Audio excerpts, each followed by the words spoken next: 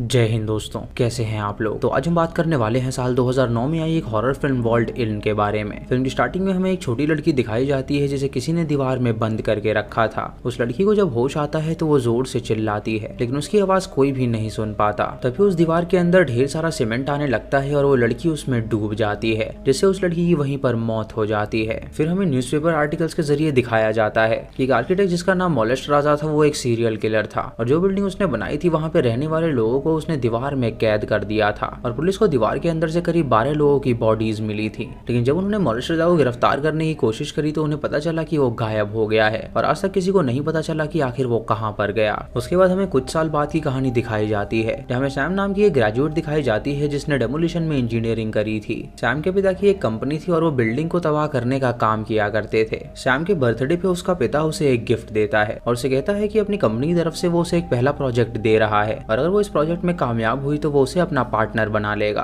ये सुनकर सैम खुश हो जाती है और उसका पिता उसे बताता है कि जिस बिल्डिंग में वो जाने वाली है उसे मोलेस्ट राजा नाम के एक आर्किटेक्ट ने बनाया था और गवर्नमेंट ने अब उस बिल्डिंग को तबाह करने का सोचा है और ये प्रोजेक्ट उनके हाथ लगा है तो उसे ये काम करना होगा। इस काम में उसका साथ उसका बॉयफ्रेंड पीटर भी देगा, लेकिन वो उसकी मदद करने के लिए कुछ दिनों बाद वहाँ पर आएगा। सैम ये देखकर खुश हो जाती है और अकेले ही वहाँ पे जाने के लिए निकल जाती है। जब वो उस बिल्डिंग के पास पहुंचती है तो देखती है कि वो बिल्डिंग बहुत ज्यादा बड़ी है और वो बहुत ही पुरानी भी है जो कि 1990s में बनाई गई थी। जब वो अंदर जाती है तो उसे उस बिल्डिंग की केयर टेकर मैरी मिलती है जो कि उसका स्वागत करती है और उससे कहती है कि अगर वो चाहे तो वो यहाँ पे रह सकती है। सैम उससे कहती है कि वो किसी होटल में रुकना पसंद करेगी तो मैरी उसे बताती है कि यहाँ से होटल 50 किलोमीटर दूर है, तो अगर वो वहाँ से अप डाउन करेगी तो उसे बहुत ज्यादा दिक्कत होगी, इसीलिए भलाई इसी में है कि वो यहीं पे रह ले। जिस सुनकर सैम उसकी बात मान लेती है और वहाँ पे रहने के लिए तैयार हो जाती है। उसके बाद मैरी अपने बेटे को वहाँ पे बुलाती है जिसका नाम जिमी था और वो उससे कहती है कि सैम यहाँ पर आई है कुछ काम करने के लिए और वो उससे कहती है कि सैम यहाँ पर आई है इस बिल्डिंग के बारे में रिसर्च करने के लिए, तो वो उसे उसके रूम तक ले जाए। जिमी अपनी माँ की बात मानकर सैम को उसके रूम तक ले जाता है, लेकिन तभी हम सैम के पीछे एक आदमी को देख पाते हैं जो कि उसे घूर रहा होता है। ये देखकर सैम उसे आवाज लगाती है तो वो आदमी वहाँ से चला जाता है।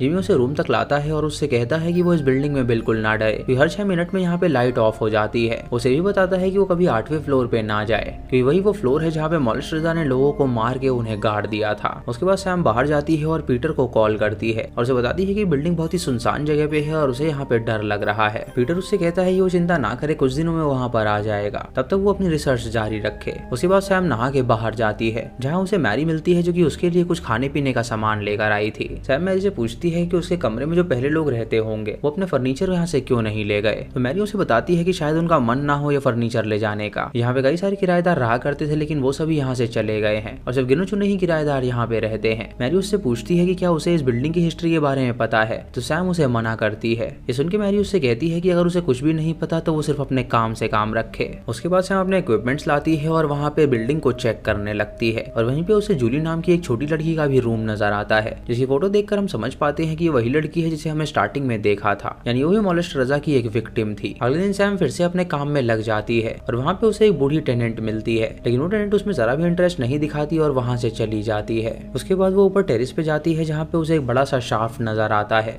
और वहीं पे उसे एक सीक्रेट रूम भी नजर आता है। उसे वहाँ पे एक डायरी मिलती है और जब वो उसे पढ़ती है तो उसे पता चलता है कि वो डायरी जिमी की है और उसने उसके बारे में भी उस डायरी में लिखा हुआ है। उसने लिखा होता है कि वो उसे पसंद करने लगा है और ये पढ़ के सैम समझ जाती है कि उसका इंटेंशन क्या है। उसके बाद सैम एक साइबर कैफे में जाती है जहाँ मोलेस्ट राजा बिल्डिंग के मर्डर्स के बारे में पढ़ने लगती है और उसे बात पता चल जाती है कि आखिर वहाँ पे क्या क्या हुआ था। जब वो वापस जा रही होती है तो रास्ते में उसे जिमी मिलता है जो कि उसे कुछ अबैंडन्ड घर दिखाता है और उसे बताता है कि ये घर फैक्ट्री वर्कर्स के हुआ करते थे, लेकिन जब फैक्ट्री बंद हुई तो वो सभी वर्कर्स यहाँ से चले गए। सैम उसे बताती है कि उसे पता चल गया है कि आखिर 8th फ्लोर पे उसे जाने के लिए क्यों मना कर रहा था, लेकिन वो वहाँ पर जाके सब कुछ देखना चाहती है। तो जिमी उसे कहता है कि वो अपनी माँ के रूम से वहाँ की चाबी चुरा लेगा और उसके बाद रात को वहाँ पर जा सकते हैं। जब जिमी घर जाता है तो मैरी उसे बहुत ही डांटती है और उसे कहती है कि वो जानती है कि वो उस लड़की को पसंद करने लगा है, लेकिन वो लड़की सिर्फ उसे धोखा देगी और कुछ भी नहीं, इसीलिए वो उस लड़की से दूर रहे। जब सैम अपने दरवाजे पे पहुंचती है तो एक बूढ़ा आदमी वहाँ पे आके दीवार तोड़ देता है और उसे कहता है कि अगर उसे बिल्डिंग तोड़नी है तो वो उसका साथ देगा। सैम इससे बहुत डर जाती है और वो आदमी वहाँ से चला जाता है। उसके बाद सैम उस बूढ़ी लेडी के घर में जाती है जहाँ वो देखती है कि उसके पास ढेर सारी किताबें हैं। बूढ़ी लेडी उसे बताती है कि उसके पास करीब 2000 किताबें हैं क्योंकि उसे बुक्स पढ़ना बहुत ज्यादा अच्छा लगता है और सारी किताबें उसकी नहीं है बल्कि वो मोलेस्ट राजा की हैं क्योंकि उसने ही उसे बुक्स दी थी पढ़ने के लिए। उसे भी बताती है कि मोलेस्ट राजा एक बहुत ही इंटेलिजेंट इंसान था, लेकिन उसे उसके इंटेंशन के बारे में पता नहीं था कि वो ये मर्डर्स करेगा। सैम उसकी बुक शेल्फ से एक बुक चुरा लेती है और रात को उसको पढ़ने लगती है, जहाँ पे उसे पता चलता है कि मॉलिस रजा अपनी बिल्डिंग्स कैसे स्ट्रक्चर किया करता था। रात को जिमी सैम को 8th फ्लोर पे लेकर जाता है और उसे बताता है कि बिल्डिंग के लोगों का कहना है कि इस फ्लोर पे भूत रहते हैं, इसीलिए उस फ्लोर को बंद रखा जाता है और कोई भी यहाँ पे आता जाता नहीं है। वो उसे भी कहता है कि मॉलिस रजा ने एक छोटी लड़की को भी किडनैप किया था जिसका नाम जूली था और उसके पिता ने उसके बर्थडे पे एक पपी गिफ्ट किया था, लेकिन मॉलिस रजा ने छोटी लड़की और उसके पिता को ही दीवार में बंद कर दिया था और वो जिस पपी की बात कर रहा है वो आज भी उसके साथ है। जब दोनों उस फ्लोर पे जाते हैं तो देखते हैं कि उस फ्लोर की दीवारें एक पजल की तरह हैं, जहाँ से अगर कोई अंदर गया तो बाहर निकल पाना बहुत मुश्किल है। मॉलिस रजा ने जानबूझ के ये बनाया था ताकि वो हर एक दीवार में किसी न किसी की लाश डाल सके। उसके बाद सैम उसे उस जगह पे लेकर जाता है जहाँ उसके पिता की लाश उन्हें मिली थी। उसे बताता है कि उसके पिता भी उसके एक विक्टिम थे और जब वो छोटा था तो मॉलिस रजा ने उन्हें किडनैप करके मार डाला था। तभी वहाँ पे एक आदमी आ जाता है जिसे देखकर वो दोनों डर जाते हैं और सैम वहाँ से भागने लगती है जिससे उसके पैर में भी चोट आ जाती है। तभी जिमी उसे संभालता है और उसे शांत रहने के लिए कहता है और फिर वो उसके रूम में जाता है और उसकी मरहम पट्टी करने लगता है, लेकिन जिमी को पसंद होती है तो वो उसे गंदे वे में टच भी करने लगता है, लेकिन सैम उसे रोक देती है और उससे कहती है कि आखिर वो करना क्या चाहता है। ये सुनकर जिमी घबरा जाता है और तुरंत वहाँ से भाग निकलता है। रात को सैम जब सो रही होती है तो अचानक उसे एक सपना आता है जहाँ वो देखती है कि दीवार के अंदर से खून निकल रहा है और जब वो उस खून को साफ करती है तो दीवार के अंदर से कुछ हाथ आते हैं जो कि उसे दीवार के अंदर ले जाते हैं और वो अपने आप को दीवार के अंदर पाती है जहाँ सीमेंट से उसे ढक दिया जाता है। ये भयानक सपना देखकर उसकी नींद खुल जाती है और उसने सपना इसीलिए देखा था क्योंकि वो अपने आप को उस लड़की की जगह पे रख के देख रही थी कि उस लड़की पे क्या बीती होगी जब उसे दीवार में बंद कर दिया गया होगा। तभी उसे बाहर से कुछ आवाज आती है तो वो बाहर जाती है और वो अपने सामने पीटर को पाती है जो कि उसकी मदद करने के लिए आ गया था। पीटर को देखकर वो गले लगा लेती है और उसे सारी बात बताती है और उसके बाद वो दोनों उस बूढ़े आदमी के पास जाते हैं कुछ सच्चाई जानने के लिए। सैम उससे पूछती है कि आखिर वो कौन है, तो बूढ़ा आदमी बताता है कि मर्डर्स के टाइम वो यहाँ पे मौजूद था और वो यहाँ का एक किराएदार है। जब पुलिस वहाँ पे आई मॉलिस रजा को पकड़ने के लिए तो उन लोगों को मॉलिस रजा नहीं मिला और उसके लुक्स की वजह से उन्हें लगा कि शायद वही कातिल है और अपने आप को निर्दोष साबित करने के लिए उसे 5 महीने लग गए थे।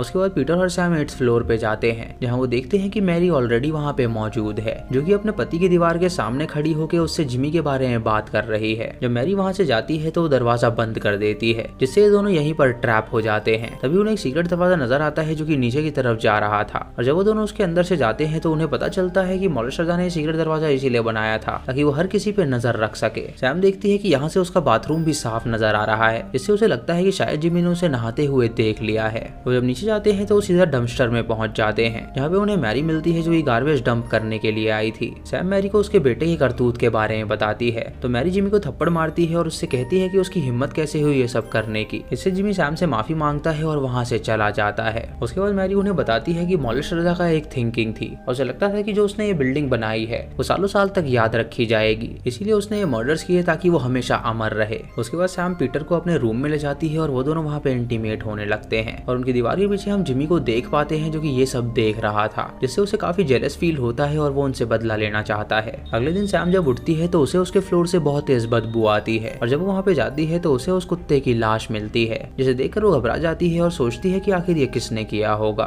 वो जिमी के पास जाके उससे पूछती है कि क्या ये उसने किया है, तो जिमी उससे कहता है कि वो इस कुत्ते को बहुत ही प्यार करता था और यही उसका इकलौता दोस्त था तो वो ये काम बिल्कुल नहीं कर सकता। उसके बाद अपने रूम में जाके एक लेटर लिखती है अपनी कंपनी को और उन्हें ऑर्डर दे देती है इसे तोड़ने का। उसके बाद दोनों अपना सामान पैक करने लगते हैं वहाँ से जाने के लिए, लेकिन तभी जिमी वहाँ पर आ जाता है और उन दोनों से माफी मांगता है जो भी उसने किया और वो उन दोनों को एक जर्नल देता है और उनसे कहता है कि ये मॉलिस रजा का जर्नल है जहाँ पे उसने इस बिल्डिंग के सारे सीक्रेट्स के बारे में लिखा हुआ है। वो जर्नल पाके सैम खुश हो जाती है और पर्सनली उन सीक्रेट जगहों को एक्सप्लोर करने के लिए जाती है। जिमी उसे बताता है कि मॉलिस रजा इजिप्शियन पिरामिड से इंस्पायर्ड था और वो चाहता था कि उसकी बिल्डिंग कभी टूटे ही ना, इसीलिए उसने ये बिल्डिंग बनाई और यहाँ पे कई सारे सीक्रेट दरवाजे भी बनाए। उन दोनों से कहता है कि वो अलग जगह एक्सप्लोर करें और वो जा रहा है एक सीक्रेट पैसेज ढूंढने के लिए। कुछ देर बाद जिमी जोर से चिल्लाता है मदद के लिए और जब वो दोनों वहाँ पे पहुंचते हैं तो आवाज एक शाफ्ट के अंदर से आ रही थी। जिमी उनसे कहता है कि वो गिर गया है और वो लोग उसे बचाने के लिए आए, तो सैम रस्सी से नीचे जाने का डिसाइड करती है। पीटर उसकी रस्सी को पकड़ता है और उसे नीचे करने लगता है,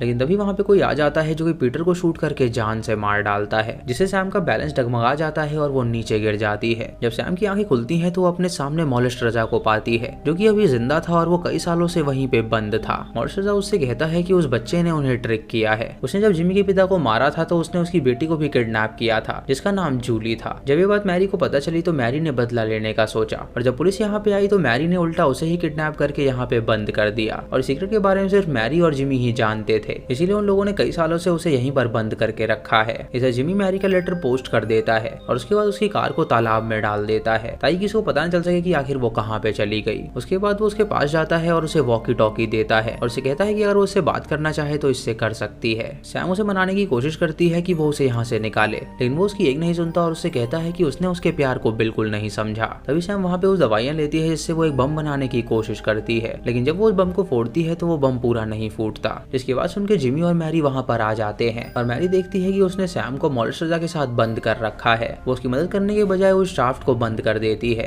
और जिमी को बहुत ही डांटती है और उससे कहती है कि आखिर उसने ये क्या कर दिया। तभी वहाँ पे डेमोलिशन टीम आ जाती है उस बिल्डिंग को उड़ाने के लिए और वो सभी लोग बम प्लांट कर देते हैं जिससे वो उस बिल्डिंग को उड़ा सके। इधर मॉलिस रजा सैम से कहता है कि अब उसकी कोई बात नहीं सुनने वाला, इसीलिए वो उस पर हमला कर देता है जिससे वो बेहोश हो जाती है। सैम का पिता मैरी से पूछता है कि उसकी बेटी कहाँ पर गई, तो मैरी उसे बताती है कि वो अपने बॉयफ्रेंड पीटर के साथ पहले ही यहाँ से चली गई है। जब सैम को होश आता है तो वो मॉलिस रजा को देखती है जो कि वहाँ पे गड्ढा खोद रहा था और उसे लगता है कि शायद वो उसे मारना चाहता है, इसीलिए वो अपने आप को आजाद करती है और उसका औजार उठा लेती है। और मॉलिस रजा ये देख के उससे कहता है कि वो उसको बिल्कुल भी मारना नहीं चाहता है क्योंकि वो अपनी बिल्डिंग में खुद ही दफन होना चाहता है और इस काम के लिए उसने उसे चूज किया है तो वो ये ऑनर्स करे। सैम उससे कहती है कि वो उसे जान से नहीं मार सकती, तो वो उसे ट्रिगर करने लगता है जिससे उसे गुस्सा आता है और वो उसे जान से मार डालती है और मरते हुए मॉलिस रजा उस जमीन पे लेट जाता है और उसे शुक्रिया अदा करता है और उसके बाद सीमेंट उसके ऊपर आ जाती है जिससे उसकी वहीं पर मृत्यु हो जाती है। इधर वो टीम बिल्डिंग को डिस्ट्रॉय करने के लिए काउंटडाउन शुरू कर देती है, लेकिन तभी जिमी को रियलाइज होता है कि उसने बहुत ही गलत काम किया है, इसीलिए वो तुरंत डेमोलिशन को रोक देता है और सैम के पास जाता है उसकी मदद करने के लिए। सैम का पिता जब उसे वहाँ पे देखता है तो उससे पूछता है कि आखिर उसने ये क्या कर दिया, लेकिन जिमी को अपनी गलती का एहसास होता है, इसीलिए वो शाफ्ट में नीचे कूद जाता है जिससे जिमी की वहीं पर मौत हो जाती है।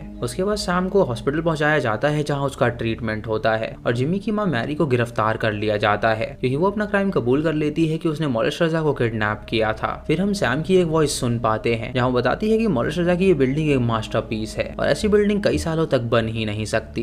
दोस्तों इसी के साथ ये मूवी यहीं पर खत्म हो जाती है। तो दोस्तों ये थी इस फिल्म की कहानी। आपको ये कहानी कैसी लगी आप हमें कमेंट सेक्शन में जरूर बताइएगा। चैनल पे नए हैं तो ये सब्सक्राइब करें और बेल आइकन दबाएं नोटिफिकेशंस के लिए। और दोस्तों वीडियो को लाइक और शेयर करना बिल्कुल मत भूलिएगा।